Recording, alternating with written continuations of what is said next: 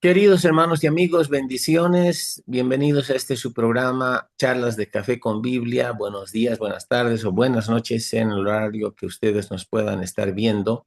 Les damos la bienvenida al episodio número 110 y estamos hablando en este último segmento. Comenzamos una nueva serie acerca de verdades que dividen. La última sesión, ¿no?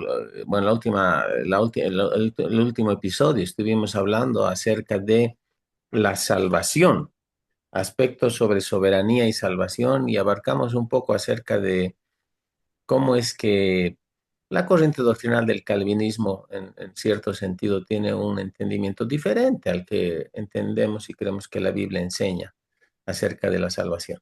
Pero para continuar en este apasionante tema, quiero dar la bienvenida a nuestro amado pastor Jaime de la Vega desde el Alto, coanfitrión del programa. Buenos días, Jaimito, ¿cómo estás? Tu saludo, hermano. Muy buenas tardes, Luchito. Un saludo a toda nuestra audiencia. Le damos la bienvenida a nuestro programa que tenemos con el pastor Luis Jelincic, charlas de café con Biblia. Hoy estamos hablando, Luchito, sobre verdades que dividen. Es así como hemos empezado este nuevo ciclo de charlas. Hemos tomado un tema.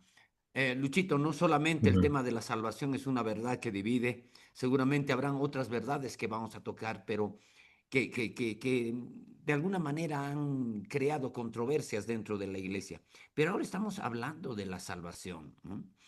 Ahora estamos hablando de la salvación en términos de tal vez como una necesidad de la iglesia. Hay muchos creyentes, eh, mucho de del cristianismo que se vive hoy por hoy no está basado en una relación consciente con un Dios bueno, ¿no? Muchas personas que reciben salvación no son edificadas en cuanto a temas que le hagan conocer a Dios de una forma personal, conocer el Mm, carácter de Dios. Y es ahí donde se filtran, Luchito, muchas posturas dentro de la iglesia, ¿no? Muchas veces se está usando, en la iglesia se está usando el miedo para lograr la respuesta de las personas. Yo creo que el miedo no es el mejor instrumento. El miedo es un instrumento del enemigo, es un instrumento de las tinieblas, del diablo. El miedo no es parte de la creación original, entró como un intruso cuando el hombre pecó. El miedo no viene de Dios, pero muchas veces, Luchito, se está hablando dentro de la iglesia, se está promocionando esa visión de un Dios enojado, mm. de un Dios claro, si tienes que portarte bien, si no vas a perder tu salvación. Y muchos dicen, y si, igual si Dios, si el Señor viene cuando tú estás en pecado, estás listo, te vas a ir al infierno, dicen, ¿no? De personas que han nacido de nuevo, ¿no? Personas que han nacido de nuevo, personas que son hijas de Dios y que de repente están usando el tema del miedo en muchos púlpitos, Luis, en muchos púlpitos se usa el miedo, normalmente está asociado a posturas legalistas, ¿no? A Mm. posturas legalistas. Y muchos creyentes están viviendo su vida cristiana basado en esos parámetros. Luchito, nosotros estamos queriendo desentrañar eso, pero en nuestro intento de desentrañar nos estamos metiendo a terrenos que son un poco áridos, porque Escabrosos. escabrosos, ¿no? Porque estamos tocando temas teológicos, ¿no? Tú y yo nunca hemos estado interesados en ser teólogos, ¿no? Creo que tú y yo, al ser maestros de la Biblia sistemáticos, tenemos algo de teólogos, ¿no? No quiero ser, no quiero ser Me ha dolido ofensivo, eso. no quiero ser ofensivo en eso, pero tenemos algo de teología. Y ahorita en la previa estábamos hablando sobre algunos aspectos teológicos, porque cuando estamos queriendo no discutir, sino charlar, hablar sobre verdades que dividen y la salvación, la pregunta es, ¿la salvación se pierde? Mm, O la salvación o no se pierde. Y claro, inevitablemente caemos en la controversia histórica de la iglesia y es ahí donde hemos caído en las anteriores charlas, ¿no? Entre el calvinismo, ¿no? El calvinismo entra, ¿no? Entra de una manera, tal vez sin pedir permiso, entra a nuestra charla porque normalmente es la influencia del calvinismo la que ha determinado que hayan muchas posturas en la iglesia en el sentido de que no solamente si se pierde o no se pierde la salvación, sino de que el Dios en su soberanía ha determinado de una manera fatalista, es lo que se llama el determinismo fatalista, ha determinado y ha creado a ciertas personas para salvación y a otras personas para perdición eterna, ¿no? Y claro, nosotros cuando estábamos hablando sobre eso, yo hacía un comentario en la anterior charla y decía, cuando se hablan de estas cosas, esto choca conmigo y mi primer argumento no es un argumento teológico ni doctrinal, sino que mi primer argumento es, pero hay que conocer el carácter de Dios. O sea, si Dios crea a alguien para salvación y a otros para condenación, ¿es Dios un Dios justo? ¿Puede Dios, un Dios de esa naturaleza, juzgar a los que a los que se han perdido, a los que no han alcanzado salvación? ¿Puede juzgarlos? Esa es tal vez la pregunta más importante. ¿Es justo Dios? Si Él los ha predestinado para que se pierdan, ¿qué derecho tiene de juzgarlos? Bueno, no solamente qué derecho tiene Dios de juzgarlos, estoy haciendo preguntas retóricas, ¿no? Pero el otro punto es, Dios ha hecho eso, ha determinado, y justamente uno de los argumentos que usábamos en la anterior charla, Luchito, es que Dios no hace acepción de personas, que para todos los hombres fueron creados a imagen de Dios y para Dios todos los hombres y mujeres del mundo tienen el mismo valor, no tendrían el mismo valor. Es lo que hemos leído, lo que hemos un poco apuntado bíblicamente en la anterior charla. Tienen el mismo valor todos los hombres y al mismo hombres y mujeres. Y al mismo tiempo, no solamente que tienen el mismo valor, sino que tienen las mismas oportunidades, porque la salvación tiene que ver con la voluntad humana, tiene que ver con la respuesta humana. Entonces, Luchito, estamos un poco en medio de ese, de ese terreno al que deliberadamente nos hemos metido, ¿no? Y ya que estamos ahí, tenemos que seguir nuestra charla, Luchito. Es como cuando estás en moto y llueve y te agarra en la calle. No importa si llueve o no llueve, tienes que llegar a destino, ¿no ve? Claro, tú eres motociclista, yo he sido motociclista muchas veces y esa comparación es así. Aunque esté lloviendo, tú tienes que llegar a tu destino, ¿no? Y estamos en eso, Luchito, hemos Mm, entrado a ese mm. terreno. Estamos hablando sobre el calvinismo. ¿Por qué el calvinismo entra en nuestra charla? No nos interesa hacer debates teológicos. No estoy en contra de la teología si es una teología inspirada por el Espíritu Santo. No estoy en contra de la teología. Pero normalmente la teología es el intento del hombre de resolver racionalmente a Dios y resolver racionalmente la Biblia. Pero una resolución racional no es lo que Dios ha diseñado, sino lo que Dios ha diseñado es que el Espíritu Santo pueda ser parte de nuestra, no solo de nuestra interpretación, sino de nuestras creencias. Entonces, muchas veces la mente y la racionalidad a los creyentes, a los teólogos, a los cristianos les ha jugado una mala pasada. Luchito, ¿cómo vamos a seguir con nuestra charla? Quiero que tú nos encamines ahora. ¿Cómo vamos a continuar? Creo que tienes algunas cosas que puntualizar para empezar esta charla. Contigo, querido hermano. Excelente. Me gustaría, bueno, siempre sabemos cómo empezar, nunca cómo vamos a terminar, pero terminaremos pasada la hora o llegada la hora de tiempo, pero bueno, más allá de eso. Em, sí, estoy de acuerdo, o sea, si solo apelamos a nuestra razón, digamos, para tratar de entender a Dios, ya nos metemos en problemas, a no ser que nuestro entendimiento haya sido renovado por la palabra de Dios, ahí es donde es una obra del Exacto. Señor y el Espíritu Santo, o sea, es una obra del Espíritu Santo, quiero decir, y la palabra de Dios, entendiéndola en contexto, pero apelando a ciertas verdades también y ciertos principios de interpretación. El principio de la revelación progresiva de la palabra de Dios. Dios se revela al hombre de manera progresiva Ujú. a lo largo del texto de la escritura. Y segundo, entendiendo el carácter de Dios. Si no entendemos el carácter de Dios, nos podemos volver muy, muy legalistas, muy severos sobre ciertas cosas, muy, muy livianos sobre otras. Y caemos o sea, estamos en peligro de caer en excesos, malos entendimientos, falsas doctrinas y hasta herejías. Ahora, A ver, creo que la base de todo esto es entender algunas cosas. Voy a tratar de resumirlas para un poquito que me aporte, oriente un poquito más el asunto. Yo no soy el que necesito tener una hoja de ruta en mi cabeza, digamos, pero el punto es este. Hemos tocado, y lo dijiste bien, el calvinismo se ha introducido en la charla sin pedir permiso porque estamos hablando de aspectos inherentes a la salvación. Las doctrinas formuladas por Calvino, uno de los principales eh, personajes de la Reforma, tal vez quien se considera que avanzó más la causa de la Reforma, inclusive que el propio Lutero, estamos hablando de Juan Calvino, ha hecho grandes aportes, pero también creo que mucho de su aporte teológico y filosófico tiene sesgos difíciles de conciliar ahora, hoy por hoy, con todo el acceso que tenemos a poder aprender por nosotros, estudiar por nosotros el texto de la Escritura y también entendiendo verdades que luego fueron restauradas acerca de la llenura, el bautismo del Espíritu Santo y todo lo demás. Pero bueno, más allá de eso, creo que podemos hablaremos primero de esta cuestión del calvinismo, Jaimito, te propongo. Y Ujú. bueno, vamos a aterrizar algún momento, como tú bien dijiste, en pasajes bíblicos como Hebreos 6 y Hebreos 10, porque hay que aclarar algo también.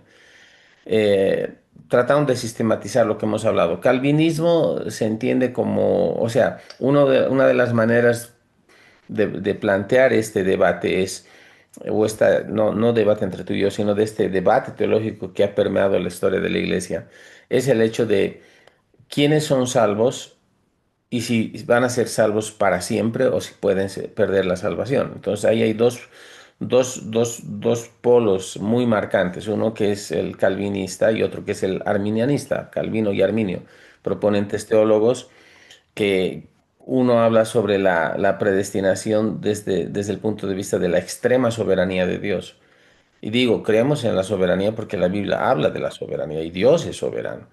Pero ¿qué entendemos por soberanía de Dios? ¿Que Él hace lo que le da la gana porque es Dios? ¿O que su palabra es ley para Él también? Él no va a quebrar su palabra. O sea, hay que entenderlo. Y el otro Claro, lado, Arminio hablando, exaltando a un grado creo que también exagerado en cierto sentido el hecho de la doctrina del libre albedrío del hombre, ¿no? O sea que si el hombre no hace nada, Dios no puede hacer nada tampoco, ¿no?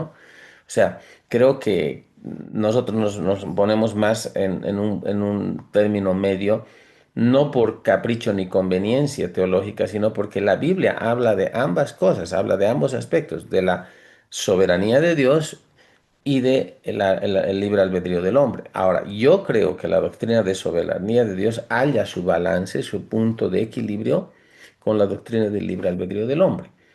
Y ahí rescato lo que dijimos la anterior sesión, en el anterior episodio, lo que acabas de nombrar hace un momentito, y es el hecho de que Dios no hace acepción de personas. Si ujú. Dios en su carácter, de acuerdo a la Escritura, Él no hace acepción de personas, el determinar que unos sean salvos y otros sean condenados, que unos hayan nacido para salvación y otros hayan nacido para condenación, el predeterminar esto de manera previa, basado en su sola soberanía, su sola voluntad, refiriéndome a Dios, lo hace o sea, lo hace cometer acepción de personas. Claro. Y es En un el argumento calvinismo muy más, duro.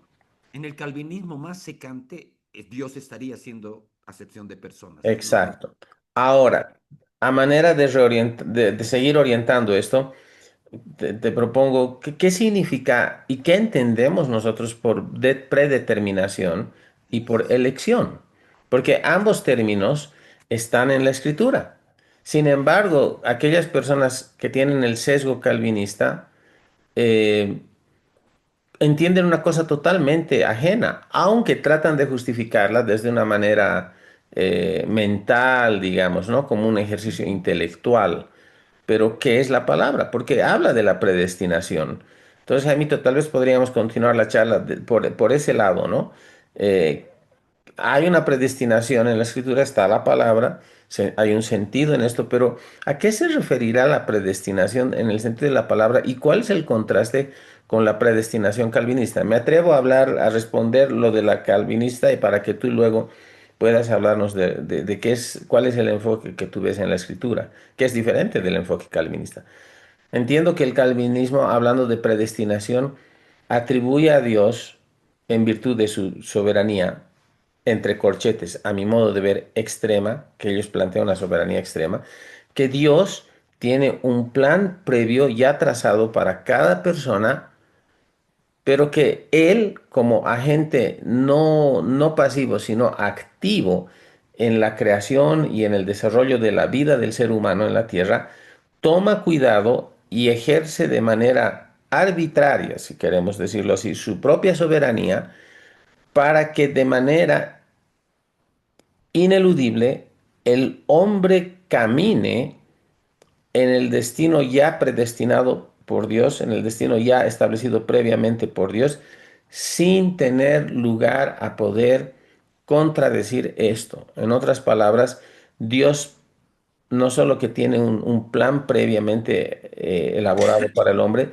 sino que Él se encarga de que el hombre, de una manera o de otra, ande en este destino previo.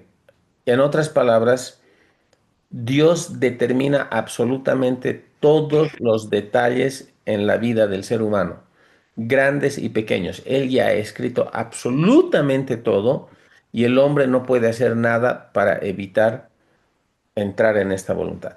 ¿Es eso lo que la Biblia enseña, Jaimito? ¿Qué opinas tú? ¿Cuál es tu concepto sobre predestinación? Gracias, Luchito. Voy a dar una respuesta muy amplia con respecto a lo que la predestinación, cómo interpreto la predestinación. No es una interpretación personal, está basada en todo lo que nosotros hacemos, Luchito, ¿no? Amén. Usamos principios de interpretación, usamos la revelación progresiva, usamos lo que conocemos del carácter de Dios, conocemos a un Dios bueno. Y en el sentido más amplio, la predestinación para mí tiene que ver con la caída. Voy a tratar de resumir la idea, voy a hacer mi mejor esfuerzo. Cuando nosotros vemos la creación de Dios, cuando Dios crea a Adán y Eva, muchos levantan la voz y dicen, Dios es un Dios injusto. Porque si Dios sabía que el hombre podía caer, ¿por qué creó al hombre? Si sabía que podía caer, ¿no? ¿Por qué le pone una prueba de fuego al hombre en el Edén y le dice, puedes comer de todos los árboles, pero Mm, de este árbol, del árbol del conocimiento del bien y del mal, no comerás porque el día que de él comieres ciertamente moriréis? Y muchos se levantan acusando a Dios de ser un Dios injusto, ¿no? Dicen, Dios creó al hombre, todos saben, todos intuyen, por así decirlo, uno de los atributos de Dios, que es un Dios omnisciente, que sabe todo, incluso conoce el futuro. Y a veces acomodan estos atributos para su argumentación y dicen, si Dios sabía que Adán iba a pecar, ¿por qué lo creó? ¿Y por qué ahora el mundo experimenta todo este sufrimiento que tenemos y la culpa es de Adán? Y hacen una serie de razonamientos. Ahí para mí entra, en ese mismo momento en que queremos analizar la creación del hombre, ahí para mí ya entra lo que es el concepto más general de la predestinación.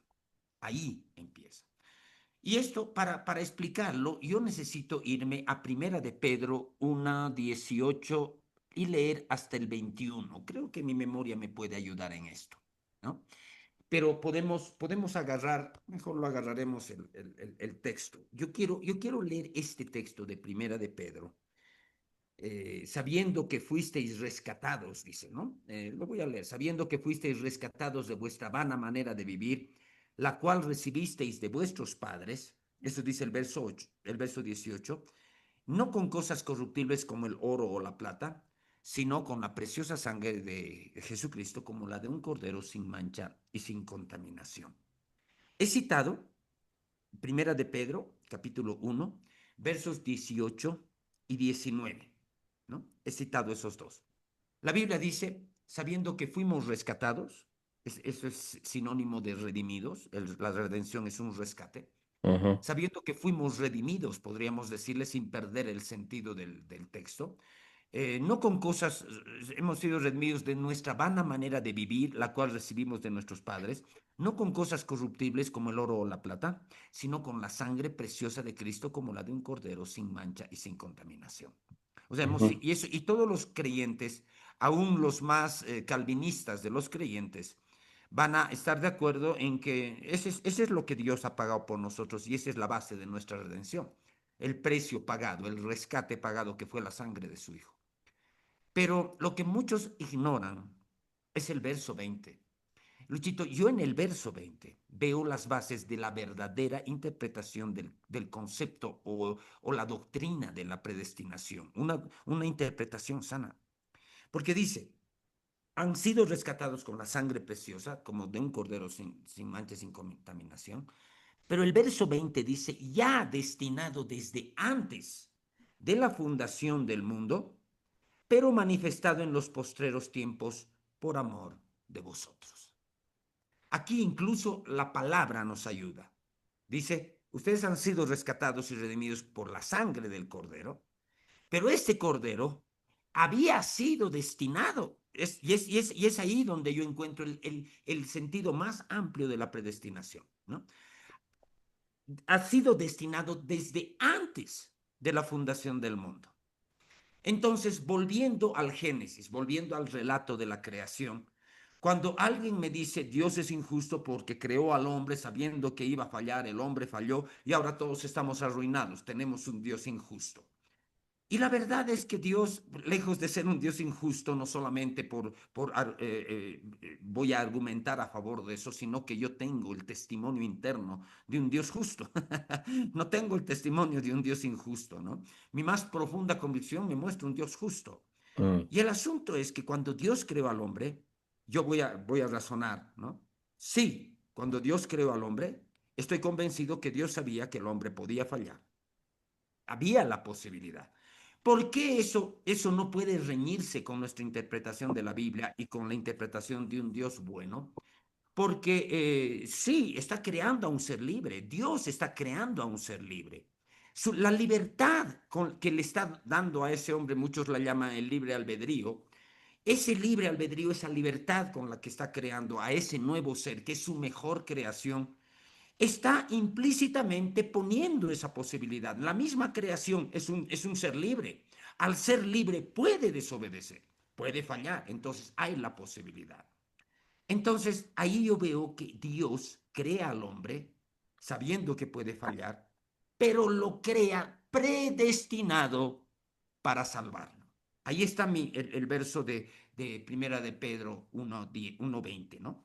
Ya destinado, lo crea al hombre. En otras palabras, Dios no es un Dios injusto. Sí, creo que Él sabía que el hombre podía fallar, creo que Dios sabía que el hombre iba a fallar, pero no es que Dios induce esa falla, sino que es la responsabilidad del hombre, es el hombre el responsable de esa falla.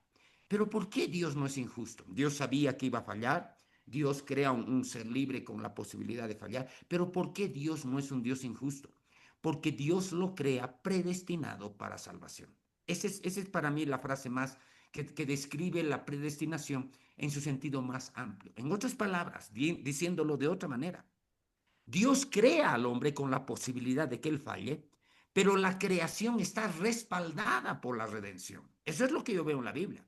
Este Cordero de Dios que ya ha sido destinado desde antes de la fundación del mundo, es el respaldo de Dios, de un Dios bueno, de un Dios justo, que crea su mejor creación. La obra maestra de Dios es el hombre. Sabe que puede fallar, sabe que va a fallar, pero no es solamente la creación del hombre, sino el hombre es creado respaldado por la redención. Quiero hacer un comentario acerca de estas dos palabras, ¿no? La palabra creación y la palabra redención. Cuando leemos Apocalipsis 4 y 5, es bien interesante.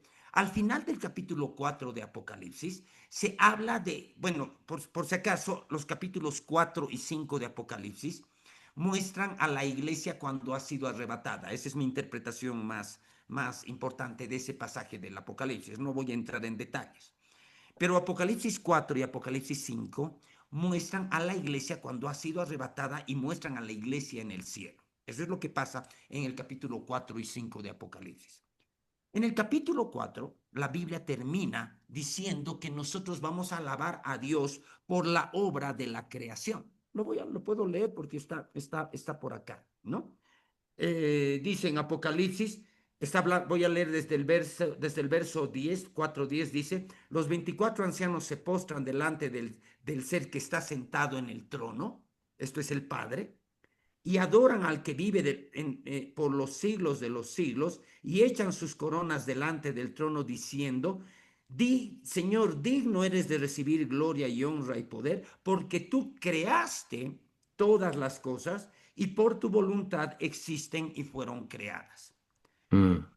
Cuando la iglesia esté en el cielo después de ser arrebatada, vamos todos los creyentes a alabar a Dios. Pero hay una idea interesante en estos dos capítulos. Vamos a alabar a Dios por dos cosas. Primero vamos a alabar a Dios por su obra en la creación, pero el capítulo 5 nos habla de que vamos a alabar a Dios por su obra de la redención, ¿no? A ver si lo encuentro, ¿no? Digno eres, cuando ya en el capítulo 5 está hablando del Cordero, dice, y cantaban un nuevo cántico, ya hablando de Jesús que toma el rollo. Jesús es el Cordero que toma, el Cordero inmolado que toma el rollo. Y cantaban un nuevo cántico diciendo, digno eres de tomar el libro y abrir sus sellos, porque tú fuiste inmolado, esta es una referencia al Señor Jesús, Ujú. porque tú fuiste inmolado y con tu sangre nos has redimido para Dios de todo linaje, lengua, pueblo y nación. ¿Qué dice? Están alabando al Cordero por la obra de la redención. Solo puntualizar estas dos cosas. Lo vamos a alabar a Dios por su obra en la creación, pero vamos a alabar a Dios por su obra en la redención. Y no Aleluya. podemos no podemos interpretar la Biblia si no entendemos que son estas dos las obras por las cuales un día vamos a alabar a Dios. ¿Qué presenta la Biblia? La Biblia presenta al Dios creador, capítulos 1 y 2 de Génesis. Así presenta la Biblia, al Dios creador. Y un día lo vamos a alabar por la creación. Pero desde el capítulo 3 de Génesis, recorriendo toda la Biblia hasta el capítulo 22 de Apocalipsis, la Biblia ya no habla de creación, habla de redención. Mm. Redención. Entonces, si queremos entender la predestinación en su sentido más amplio, tenemos que entenderlo desde ese punto de vista. El hombre fue creado, Dios sabía que podía fallar, sabía que iba a fallar, pero lo crea respaldado por la redención.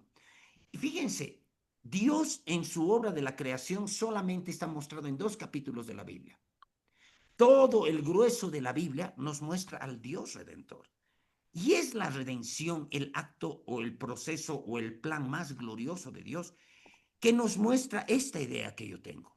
El hombre fue creado sabiendo que podía fallar, pero ha sido predestinado para salvación. ¿Cómo lo pongo esto en la perspectiva individual? En la perspectiva individual, tú has nacido después de que Adán pecó, hablando en general a cualquier creyente, ¿no? A cualquier creyente yo le digo, tú has nacido después de Adán, has nacido en la condición en que Adán quedó, has nacido en pecado, ¿no? Pero aunque has nacido así, has sido predestinado para salvación. ¿Por qué? Porque aunque nosotros, todas las personas que nacemos en este mundo, nacemos muertos en muerte espiritual y necesitamos salvación, pero todos tenemos el recurso de correr al crucificado y alcanzar salvación. Entonces, desde la perspectiva de la creación y de Dios en sus dos obras, la creación y la redención, y en la perspectiva individual de cada uno, cuando la Biblia dice que hemos sido predestinados, está hablando de que sí hemos nacido en pecado y podíamos perdernos, pero cuando hemos corrido al Señor y le hemos entregado nuestra vida, hemos alcanzado salvación porque estábamos predestinados para eso. Hay Bien, mucho más que hablar, pero te paso la palabra, Luchito. No sé qué opinión te merece lo que acabo de decir. me gusta. Bien, vamos un paso más adelante ahora. El punto es este, o sea, sí, Dios, eh, a ver, hablando de Dios en el ejercicio soberano de su voluntad, ha creado al hombre y ha hecho provisión para que el hombre sea rescatado, redimido, si es que éste llegaba a pecar. Y ese plan lo hizo desde el principio, o sea, creo que Dios sabe desde el principio todas las cosas. Ahora, el asunto es que el calvinismo presenta la predestinación como un predeterminismo fatalista, donde Dios determina absolutamente todos los asuntos inherentes a la vida de una persona. Por eso yo bromeaba haciendo gala del humor negro que a veces me caracteriza. Yo no sé por qué los calvinistas se fijan al cruzar la calle, antes de cruzar si hay auto o no hay auto, porque si está escrito, van a ser atropellados, se fijen o no fijen, o si Exacto. pasan sin fijarse, si no está escrito que mueran ese rato, pues van a pasar adelante. De hecho, yo si fuera calvinista ni siquiera oraría. Bueno, oraría un cachito para tener comunión con Dios, pero si ya todo está escrito, si ya todo está hecho, ¿para qué orar? Exactamente. Ese es el punto. O sea, yo estoy utilizando el argumento lógico al que me lleva estas doctrinas sacadas de enfoque donde es grave. O sea, las consecuencias y las implicaciones, si tenemos sinceridad intelectual respecto de todos los planteamientos del calvinismo, o sea, no tienen sentido. Ahora, no es suficiente levantar el dedo, gritar y decir Dios es Dios y Él puede hacer lo que le dé la gana por su condición de ser Dios. Ok, Dios es Dios y puede hacer lo que le dé la gana. Perdón, no son frases ah, muy educadas. Pido disculpas a la audiencia, pero mi punto es este. Dios es Dios y puede hacer lo que le da la gana, sí. Pero ¿qué tal si ya le dio la gana de dar la palabra y que la palabra y que las cosas establecidas en su palabra son ley para todos y aún para él? Porque ahí está el otro punto. Yo creo en la predestinación porque la Biblia habla de la predestinación, un destino previamente trazado por Dios. Pero el punto de ese destino previamente trazado por Dios, y tú lo dijiste muy bien, Dios en su plan previo, Él quiere que todos seamos salvos. Él ha dado la provisión, aún antes de haber pecado, de que existiera el pecado, al Jesús haber sido inmolado antes de la fundación del mundo en la mente de Dios, lo diremos así. O sea, ya había pasado, ya había provisión para esto. Pero lo que hace que una persona entre al plan de Dios previamente trazado por él, que tiene que ver con salvación eterna, es la elección. Pero no es una elección basada en que Dios ya ha hecho el plan y entonces Dios, ya que ha hecho el plan, obliga a que todas las personas que Él quiere entren al plan. Porque eso sería como Dios jugando ping-pong contra Él mismo. O sea, yo me imagino, Dios está tan aburrido, se compra una mesa de ping-pong y empieza a jugar y Dios mata y Él mismo en el otro lado responde. O sea, Dios no es así. La elección depende, está basada, entiendo yo en la escritura, en el libre albedrío del hombre, en la posibilidad que el hombre tiene de obedecer o de desobedecer. Y de acuerdo a esa elección es que uno será juzgado. Ujú. O sea, Dios creó al hombre, puso el árbol, y puso todo, puso todo en orden, creó todo y lo puso al hombre en el huerto del Edén y le dice, de todos los frutos de los árboles puedes comer, menos de este, porque el día que comas de este vas a perecer. El árbol del conocimiento del bien y del mal. Hay gente que malinterpreta y dice como si Dios lo hubiera tentado al hombre, como si Dios creara el mal y Dios fuera también bueno y también malo al mismo tiempo, porque si no, ¿para qué lo colocan? No debería haber colocado. ¿Cómo es que uno sabe si está obedeciendo o no? ¿Cómo es que uno, cuando va al colegio, sabe si está adquiriendo los conocimientos correctos o no? Si está aprendiendo o no. Por la prueba. La prueba, más allá de que es para que el profesor me coloque una nota y si apruebo o no apruebo, es para que yo sepa si estoy aprendiendo y yo Exacto. pueda esforzarme más en estudiar o no. Entonces, yo creo que un profesor justo no va a ser acepción de personas. Exacto. Hablaremos de la figura del profesor, no va a ser acepción de personas, pero el que apruebe será aprobado en virtud si ha estudiado y ha dado un buen examen. Y el que se aplace lo hará en función de que de su propia voluntad ha sido un vago, ha sido descuidado o lo que sea y no dio buen examen, no tuvo trabajos. Tengo una historia, una anécdota. Fui a colegio y bueno, en mis épocas, Gemito, bueno, primaria y secundaria había hace siglos atrás, luego cambió a básico, intermedio y medio, que esa fue nuestra época, y luego volvimos a primaria y secundaria, ahora. Pero en mi época era básico, intermedio y medio, un primero a quinto, primero a tercero y primero a cuarto, que son los 12 años de educación. Ya me acuerdo que cuando pasamos de quinto básico a primero intermedio, yo comencé a pasar, todos pasamos a psicología, había un profesor de psicología. Y era bien psicólogo, era pues Eduardo se llamaba. Y tenía barbita y todo, y parecía a un payasito que se llamaba Cepillín, que es un famoso payasito de México, humorista que ya debe estar muerto, o pasándose de vivo siquiera. O sea, o sea. Bueno, le decían Cepillín, porque era parecido, y era buena onda. Entonces, chicos, ¿cómo están? Siempre amigo, ¿no? Es psicólogo, ¿no ve? Amigo de la gente. Chicos, ¿cómo están, chicas? Bueno, yo soy Eduardo, soy profesor de psicología, vamos a pasar conmigo la materia. Mi sistema de evaluación era esto, ¿no? Él da, tac, tac, tac, ¿no? Asistencia, 10 puntos, trabajos, examen parcial y examen final del mes, o no sé cómo era. Ya, agarra. Y dice, él da las ponderaciones. Era sobre 70 puntos la evaluación general de todo y con 36 se aprobaba, ¿no ve? Y él dice, bueno, si tú empiezas a asistir, ya tienes tus 10, pero ¿qué pasa? Yo doy trabajos a lo largo del tiempo y vos no estás haciendo los trabajos, te vale. Y luego llegas al primer parcial y sacas menos esto y lo otro. Entonces, él dice, yo ya les doy los 70 a todos. Él decía así, sí, bien psicólogo, ¿ya? Yo les doy los 70 a todos. Pero ustedes tienen que validar ese regalo que yo les estoy dando con su propio aprovechamiento. Y si ustedes no hacen trabajos, si dan un mal parcial, todo, ¿qué me están diciendo? Aplázame, Eduardo. Eduardo, yo quiero que tú me aplaces. Me vale tu materia. Aplázame, aplázame. Entonces él dice, ¿para qué vamos a entrar en conflicto si somos amigos? Dice él. Bien psicólogo por este. Entonces tanto me gritan que les aplace con sus acciones. Yo los aplazo, pues. No hay problema, se van a aplazar.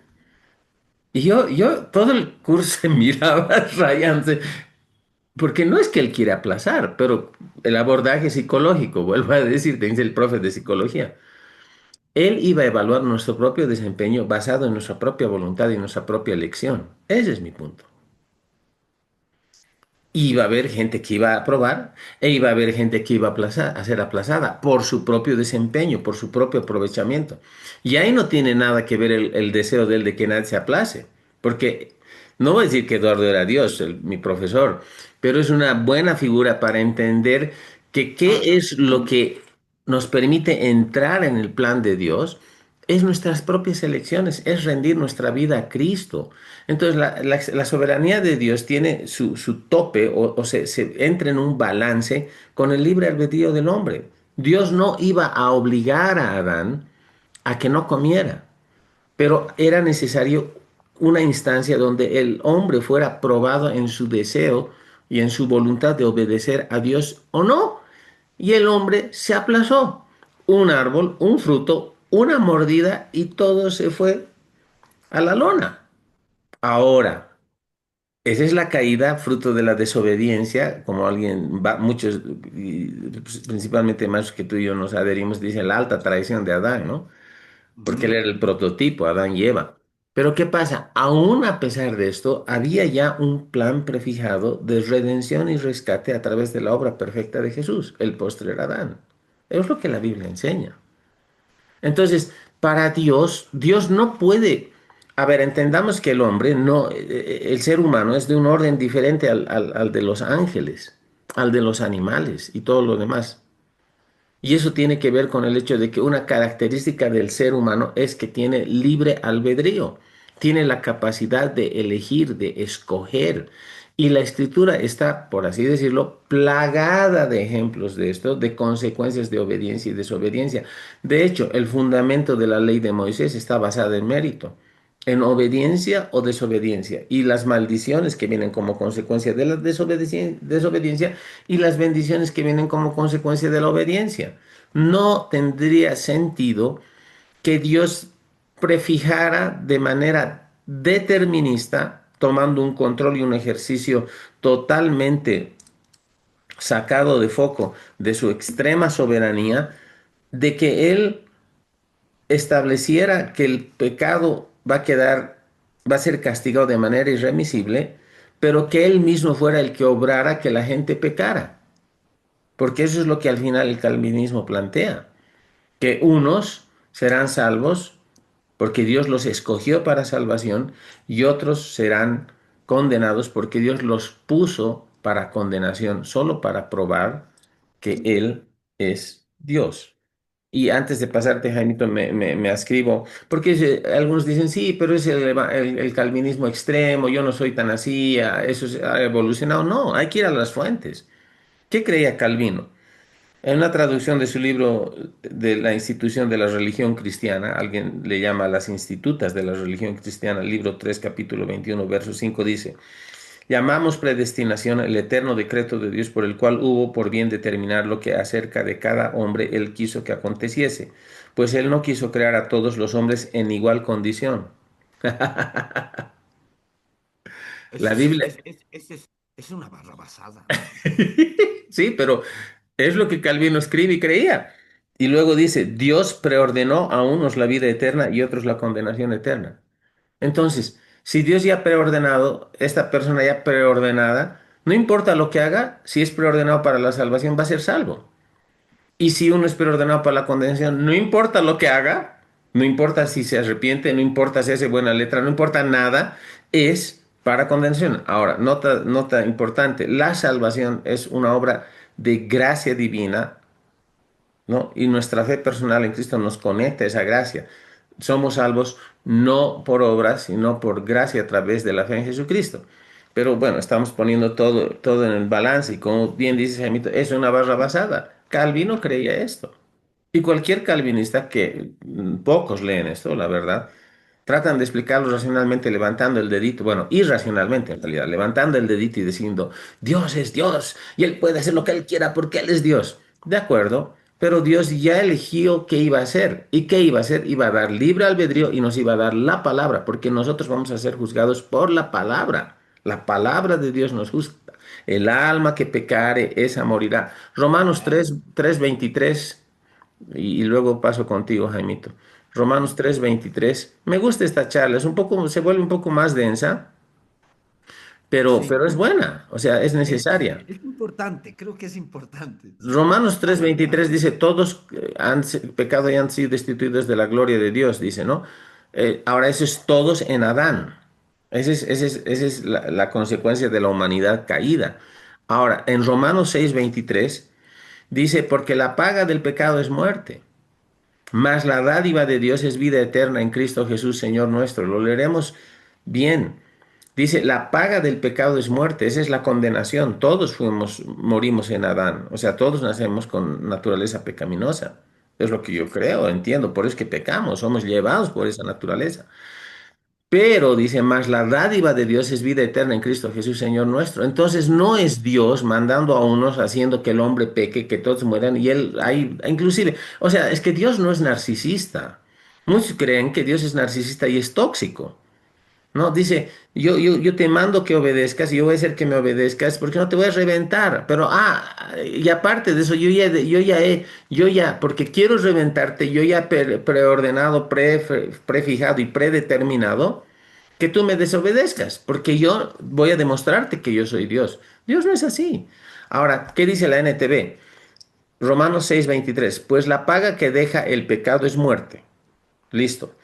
Pero el regalo de Dios que Dios da es la vida eterna por medio de Cristo, Señor nuestro. Entonces es muerte, perdición y vida eterna, salvación.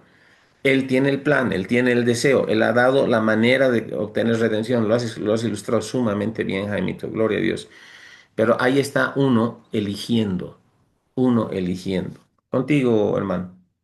Gracias, gracias, Luchito.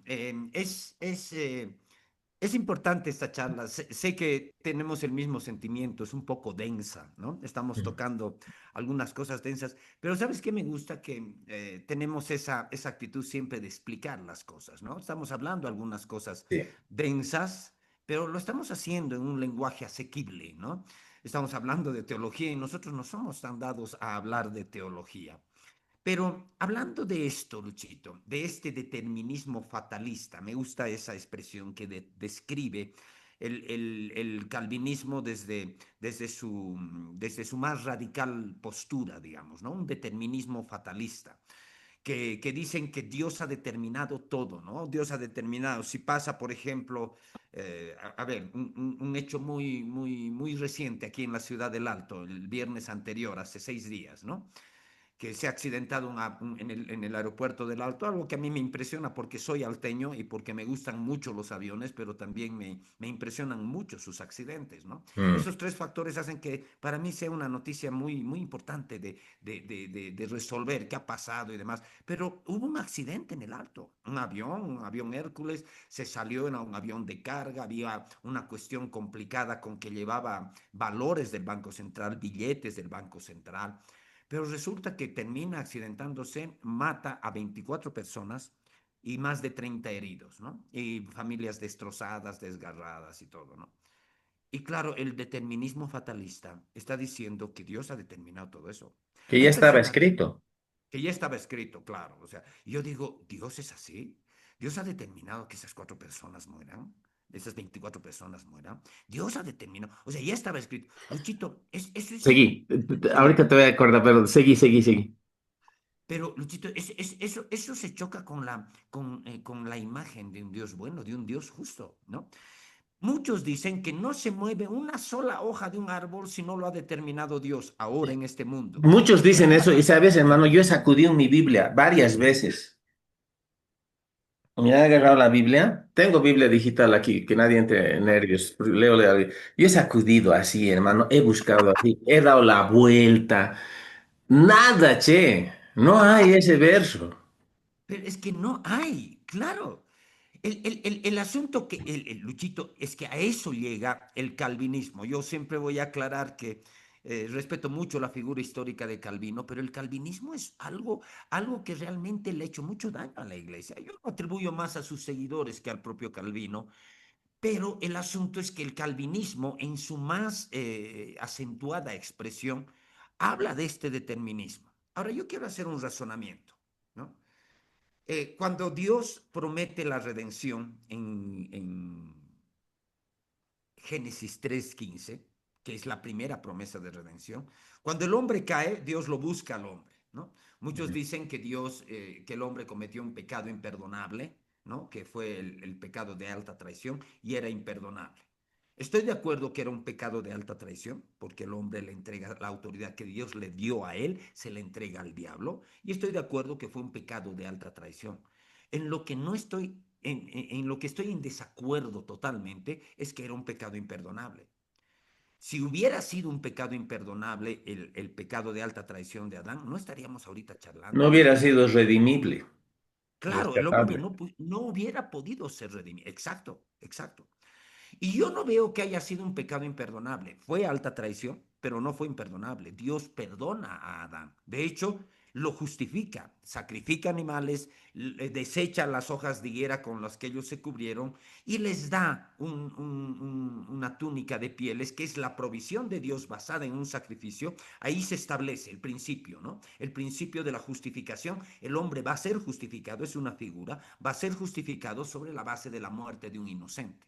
Ujú. Mientras ese inocente, la simiente de la mujer, cuando Dios en Génesis 3:15, primero habla con el hombre, le pide cuentas al hombre, el hombre dice la mujer, luego le pide cuentas a la mujer dice el diablo, la serpiente me engañó, y es ahí cuando Dios ya habla con la serpiente. Y encontramos lo que se conoce como la maldición de la serpiente, ¿no? Podemos leer lo que significa la maldición en el capítulo 14. Dice, y Jehová Dios dijo a la serpiente, por cuanto esto hiciste, maldita serás entre todas las bestias y entre todos los animales del campo, sobre tu pecho andarás y polvo comerás todos los días de tu vida. Entonces yo veo la secuencia. El hombre peca, Dios le pide cuentas al hombre, el hombre deslinda responsabilidad, le dice la mujer que me diste, le pide cuentas a la mujer también deslinda responsabilidad y La dice, la serpiente. serpiente me engañó. Y es ahí cuando Dios habla con la serpiente y está este pasaje, ¿no? Maldita serás. La Pero a serpiente mira atrás, continuación, ya no había quien culpar y traga saliva nomás, ¿no? pero vemos esa secuencia. Pero es ahí donde viene el verso 15. El verso 15 dice, y pondré enemistad, como lo dice, y pondré enemistad entre ti y la mujer, le está hablando a la serpiente, está Mm, poniendo enemistad entre ti, entre la serpiente y la mujer, entre tu simiente y la simiente suya, esta te herirá en la cabeza y tú le herirás en el calcañar. Ahora, aquí hay una cuestión. Si nosotros estamos hablando de un determinismo fatalista, la Biblia está hablando de dos simientes. Está hablando de la simiente de la mujer, por un lado, y la simiente de la serpiente, ¿no? Podemos invertir el hombre. Está hablando del orden. Está hablando de la simiente de la serpiente y la simiente de la mujer. ujú. Todos sabemos que en términos específicos, esta frase, la simiente de la mujer te aplastará la cabeza, todos sabemos que es una referencia directa a Jesucristo, a nuestro Redentor. Amén. Pero también vemos que la palabra simiente tiene que ver con descendencia en general. Específicamente apunta a Jesucristo, pero en términos generales apunta a descendencia. Es decir, iba a haber una descendencia justa y una descendencia injusta. Iba a haber una descendencia de la mujer, la cual Dios iba a usar para redimir al hombre, e iba a haber una simiente de la mujer, o perdón, una simiente de la serpiente, una descendencia de la serpiente, que va a perseguir a la simiente justa. Cuando nosotros seguimos leyendo la Biblia, vemos que eso de las dos simientes ya se presenta en la vida de Caín y Abel. De aquí yo quiero hacer una pregunta retórica. Si Dios ha determinado todas las cosas de una manera fatalista, o sea, el determinismo fatalista, ¿Qué es lo que es creía Dios, Calvino? es lo que creía Calvino, claro. Es Dios el que determinó en esta historia de Caín y Abel. Se puede ver nítidamente. Caín, ¿a qué simiente representa? Caín obviamente representa la simiente de la serpiente. ¿Y Abel a qué simiente representa? Representa la simiente de la mujer. Estamos hablando de la simiente de la cual Dios, los dos eran hijos de Eva, de Adán y Eva, los dos. Pero estamos hablando de una simiente que Dios va a usar para redimir y otra simiente que va a ser la que va a estar en permanente enemistad con la simiente justa. La pregunta es, ¿Dios determinó que Caín se convierta en el homicida de su hermano y se convierta así en la simiente del enemigo? Entonces, uno empieza a pensar y dice, es así de fatalista lo que Dios determinó. Pero cuando nosotros vemos la historia, vemos que en realidad por ejemplo, cuando Caín y Abel presentan sus ofrendas, y cuando Dios se agrada de la ofrenda de Abel, pero no se agrada de la ofrenda de Caín, muchas veces hemos explicado que la diferencia entre las ofrendas era que la ofrenda de Abel era una ofrenda de sangre, era un sacrificio. La ofrenda de Caín era lo mejor que él podía tener de sus frutos, pero que representan sus propios esfuerzos, representa su justicia propia. Y Dios había determinado que el hombre se acerque mediante la sangre. Y cuando Dios acepta una ofrenda y rechaza otra ofrenda, lo que yo veo, Luchito, en la Biblia es que Dios ministra a Caín, lo ministra, porque no acepta su ofrenda, pero lo ministra en el sentido de como corrigiéndolo. Dios había establecido que es la sangre la única que puede permitirle a un pecador acercarse a él. Y lo único que tenía que hacer Caín era entender ese principio. No es lo mejor que yo pueda traerle de mis frutos, de mi cosecha a Dios, la mejor ofrenda para Dios, sino la mejor ofrenda para Dios tiene que ser alguien un sacrificio de sangre. Y eso lo hace a ver. Pero eh,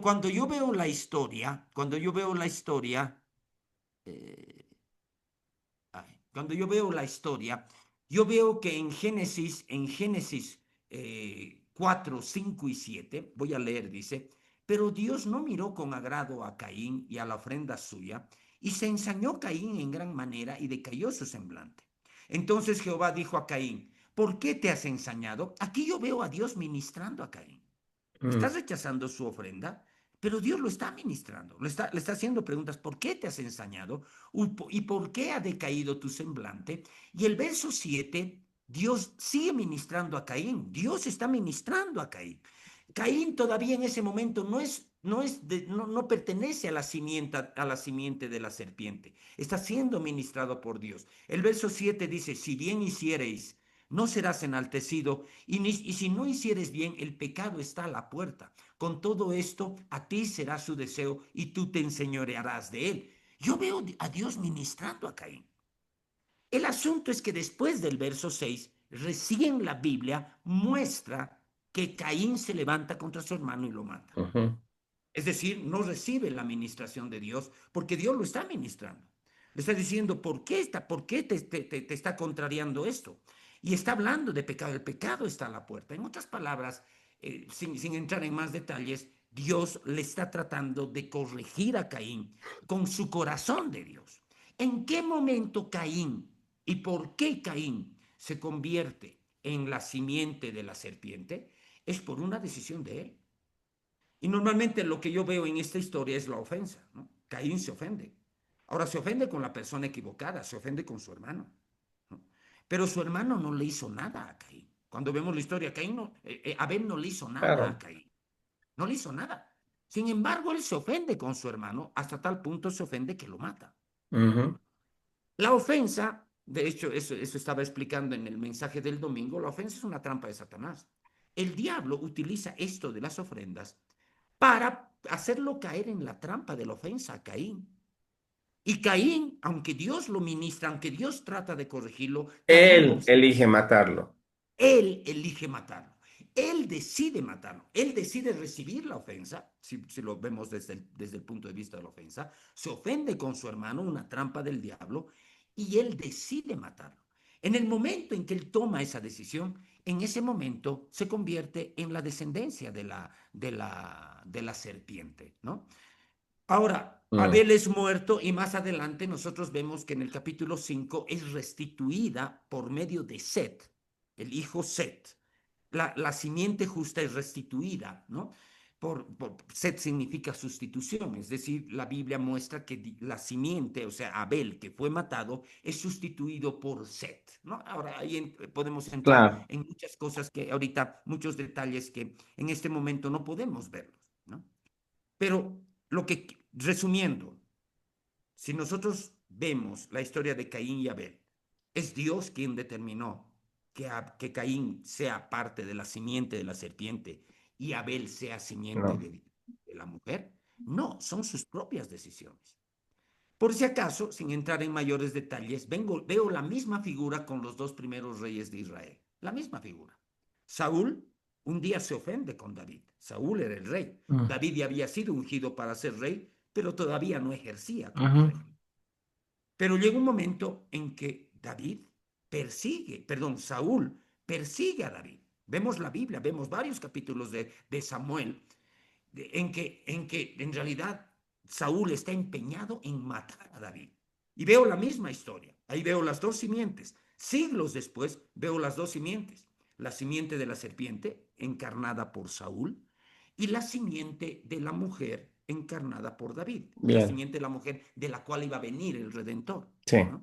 Y veo Ujú. el mismo patrón. ¿Por qué hay esto? ¿Por qué Saúl persigue a David? La misma causa, la ofensa, ¿no? Cuando David mata al gigante, David se convierte en alguien muy popular, muy popular.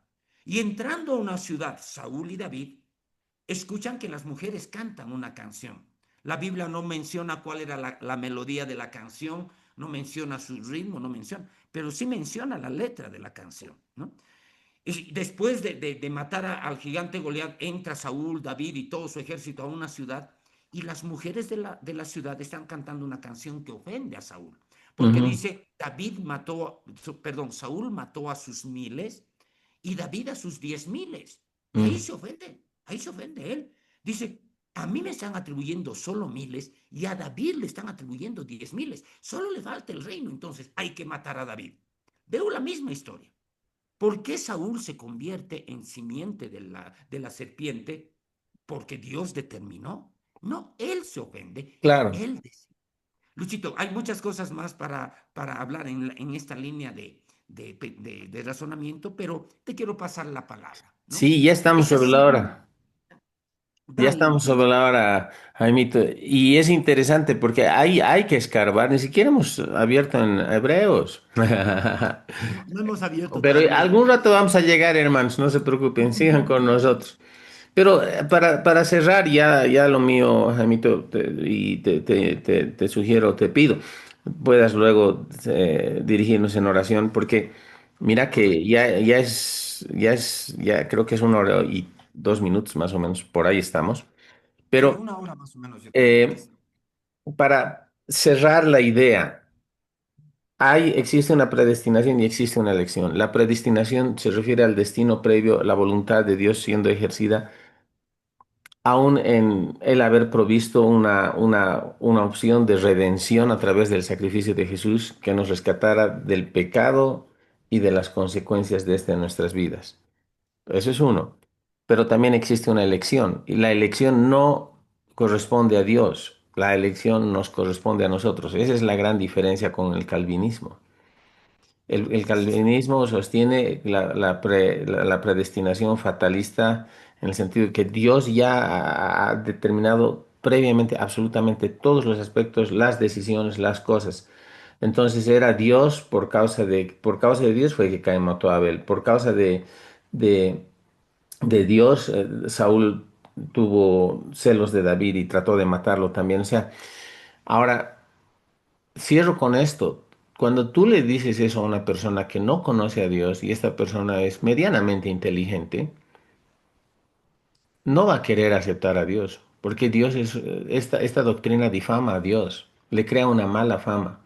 Y no es Ujú. suficiente, vuelvo a decir, levantar el dedito, fruncir el ceño y gritar y decir, Dios es Dios y si quiere te manda al infierno y si quiere te salva.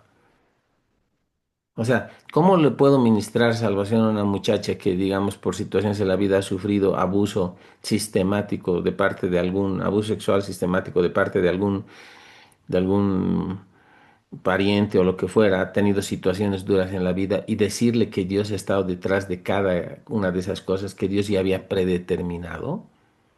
Solo porque mi sesgo religioso me obliga o me hace decir eso y me siento mejor, inclusive con una moral más elevada, mejor que el resto, porque yo sí entiendo las cosas, es garbage, ¿ya? Es basura.